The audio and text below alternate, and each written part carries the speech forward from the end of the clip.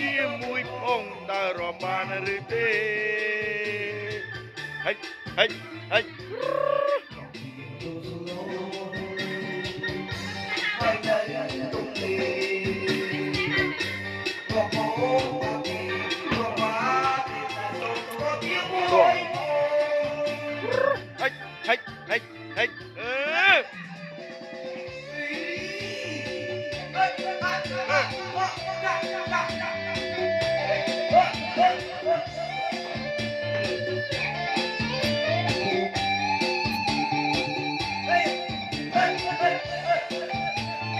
bạn là con mỏ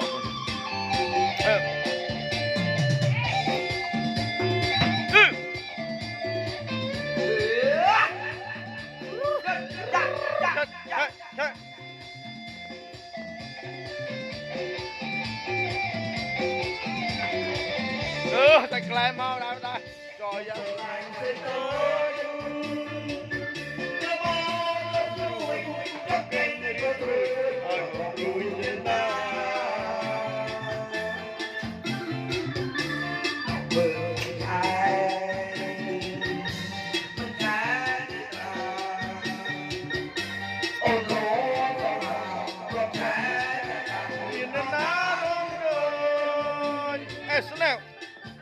Let's go cho room